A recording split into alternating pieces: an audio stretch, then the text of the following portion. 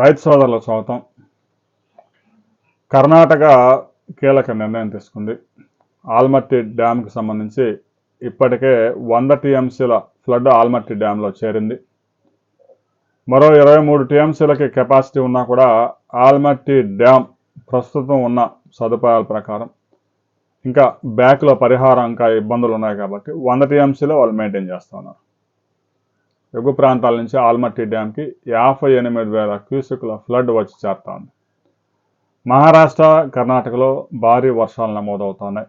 హిల్బర్గి బ్యారేజీ గేట్లు ఎత్తి ఉంచాలి అని అధికారులు ఆదేశాలు జారీ చేశారు.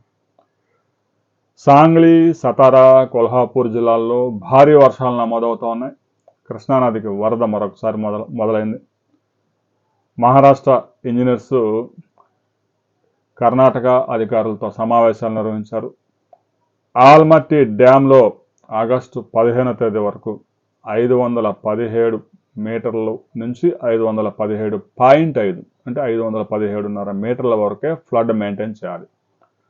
ఎందుకంటే ఎగువ ప్రాంతాల నుంచి వరద ఒకసారిగా వస్తే ఆల్మట్టి డ్యామ్ గేట్లు ఒకేసారి ఎత్తితే నదీ పరివాహక ప్రాంతాల్లో ఉండే ప్రజలు, గ్రామాలకి వరద ముప్పు పొంచి ఉంటుంది.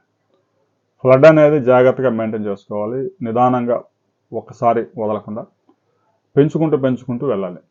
అందువల్ల మహారాష్ట్ర, కర్ణాటక ఎగువ ప్రాంతాల్లో కురుస్తున్న వర్షాలతో ఆల్మట్టి డ్యాంకి ఫ్లడ్ మరొకసారి పెరుగుతూ ఉంది.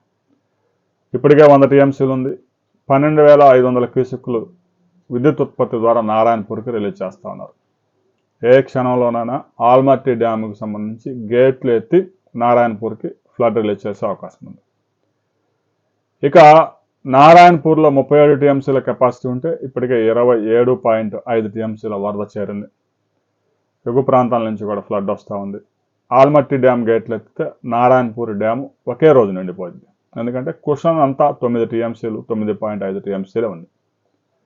ఈరోజు ఏ క్షణమైనా మనం వీడియో పెట్టే సమయానికైనా గేట్లు ఎత్తవచ్చు, లేదంటే ఆ తర్వాత 2-3 గంటల తర్వాతైనా గేట్లు ఎత్తవచ్చు. ఇంజనీర్లు సిద్ధంగా ఉన్నారు డ్యామ్ వద్ద. ఇక నారాయణపూర్ డ్యామ్కి మరో 10 టీఎంసీలు నీరు చేరితే వెంటనే గేట్లు ఎత్తి జూరాలకి రిలీజ్ చేస్తారు. జూరాలకు చేరడానికి ఒక 2-3 రోజులు సమయం పడుతుంది. జూరాల్లో 10 టీఎంసీల కెపాసిటీకి 7 టీఎంసీలు ఫ్లడ్ ఉంది. ఎగువ ప్రాంతాల నుంచి వరద వస్తే వెంటనే విద్యుత్ ఉత్పత్తి చేసి శ్రీశైలం ప్రాజెక్టులకి నీరు వదులుతారు. శ్రీశైలం ప్రాజెక్టులో 42 టీఎంసీలు వరద జలాలు ఉన్న 40 టీఎంసీలు డెడ్ స్టోరేజ్ ఉపయోగించుకోవడానికి మనకు వచ్చేది ఒక 2 టీఎంసీలే. అవి కూడా నాగార్జున సాగర్కి ఏదో కొంచెం తాగునీటికి రిలీజ్ చేసి జంట నగరాలకి మంచినీటి అవసరాలు తీరుస్తూ ఉన్నారు. తెలంగాణలో నల్గొండ, ఖమ్మం జిల్లాలతో పాటుగా ఆంధ్రప్రదేశ్లో కుడికాలువ కింద చెరువులు నింపే కార్యక్రమానికి శ్రీకారం చుట్టబోతా ఉన్నారు. ఒక 8 టీఎంసీలు ఫ్లడ్ మాత్రమే ఉపయోగించుకోవడానికి నాగార్జున సాగర్లో ఉంది. 138, 140 టీఎంసీలు ఉన్న అందులో ఒక 8 నుంచి 10 టీఎంసీల జలాలు మాత్రమే గ్రావిటీతో వస్తాయి. మిగతా అంతా డెడ్ స్టోరేజ్. ప్రకాశం బ్యారేజీలో 45 టీఎంసీలకి 30 టీఎంసీలు ఉంది. ప్రస్తుతానికి ఆ పులిచింతల ప్రాజెక్టులో 45 టీఎంసీల కెపాసిటీకి 30 టీఎంసీలు ఫ్లడ్ ఉంది. ప్రస్తుతానికి ఆ పులిచింతల ప్రాజెక్టు జోలికి ఎవరు వెళ్ళడం లేదు. దాంట్లో ఇన్ఫ్లోస్ కానీ అవుట్ఫ్లోస్ కానీ లేవు. ప్రకాశం బ్యారేజీకి ఇన్ఫ్లోస్ 0. ఎగువ ప్రాంతాల నుంచి వరద ఏం లేదు. అటు పల్నాడు జిల్లాలో కానీ, ఇటు కృష్ణా జిల్లాలో కానీ, అటు పాలేరు కానీ, ఎద్దువాగు కానీ, ఎక్కడ కొండవీటి వాగు కానీ, పాలవాగు కానీ చుక్కనీరు రావడం లేదు. గోదావరిలో పట్టిసీమ ద్వారా 6,516 క్యూసెక్ల నీటిని ఎత్తిపోసి 19 పంపులు ఆన్ చేశారు. మొత్తం అన్ని పంపుల ద్వారా 6,500 క్యూసెక్ల పైగా ఫ్లడ్ ప్రకాశం బ్యారేజీకి చేరుతా ఉంది. ఆ ఫ్లడ్ మొత్తం 6,500 క్యూసెక్ల ఫ్లడ్ ప్రకాశం బ్యారేజీ కింద డెల్టాలకి రిలీజ్ చేస్తూ ఉన్నారు. ఇప్పటికే 7 టీఎంసీల నీటిని గోదావరి జలాలను తీసుకొచ్చారు. ప్రతిరోజు 1.5 టీఎంసీల ఫ్లడ్ టార్గెట్గా పెట్టుకున్నారు. పెంచుకుంటూ వెళ్తారు. ఇప్పుడే డెల్టా, కృష్ణా డెల్టాలో నాట్లు వేస్తూ ఉన్నారు కాబట్టి ఇక రాబోయే రోజుల్లో కొంత వర్షాలు కూడా అనుకూలిస్తే పట్టిసీమ ప్రాజెక్టు వాటర్తో పాటుగా ఈ వర్షాధారంగా కొంత నీరు కూడా జమ అవుతుంది. ఇక కృష్ణా డెల్టాలో కొంత నీటి ఇబ్బందులు అయితే ఉన్నా ధవళేశ్వరం బ్యారేజీ కింద మాత్రం పూర్తి స్థాయిలో కెనాల్స్కి నీటిని విడుదల చేశారు. కొంతమంది రైతులు పోలవరం కుడి కాలువ మీద మోటార్లు పెట్టుకొని వరి సాగు చేస్తూ ఉన్నారు. ఆ రైతుల్ని అధికారులు ఇబ్బందులకు గురి చేస్తూ ఉన్నారు. రైతు ఎక్కడైనా రైతే. కుడి కాలువ వారి భూముల్లో నుంచి వెళ్తూ ఉంది. వారి భూములు ఇచ్చి పరిహారం ఇచ్చి వారి భూములు వదులుకొని కుడి కాలువకు భూములు ఇచ్చారు. కొద్దిమంది రైతులు మోటార్లు పెట్టుకొని నీరు తీసుకొని వరి సాగు చేసుకుంటే నష్టమే లేదు. మహా అయితే పోలవరం కుడి కాలువ మొత్తం మీద ఒక 100 క్యూసెక్కులు ఉపయోగించుకుంటారు. ఆ రైతులను ఇబ్బంది పెడతా ఉన్నారు. ఇప్పటికైనా ఇంజనీర్లు, ప్రభుత్వం ఎవరైతే భూమిని త్యాగం చేశారో ఆ రైతులకి న్యాయం చేయాలి. కొద్దిమంది రైతులు మోటార్లు పెట్టుకుని ఉపయోగించుకుంటూ ఉన్నారు. మన రాష్ట్రం రైతులే, పొరుగు రాష్ట్రం రైతులు కూడా కాదు. వరి సాగు చేస్తారు, ఆహార ధాన్యాలు పండిస్తారు. కృష్ణా డెల్టాకి వాటర్ ఎలాగూ అవసరమైతే పులిచింత ప్రాజెక్టులో నుంచి అయినా కొంత తీసుకొని డెల్టాకి సప్లై చేయొచ్చు.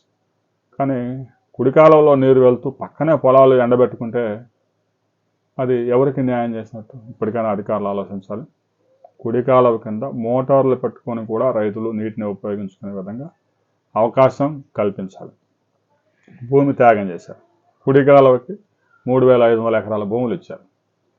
వాళ్ళ భూములన్నీ పోయినాయి. ఆ మిగిలిన భూములో పంటలు పండించుకుందాం అంటే మోటార్ పెట్టుకొని నీళ్ళు తీసుకునేట్లేదు. అవకాశం ఇవ్వండి.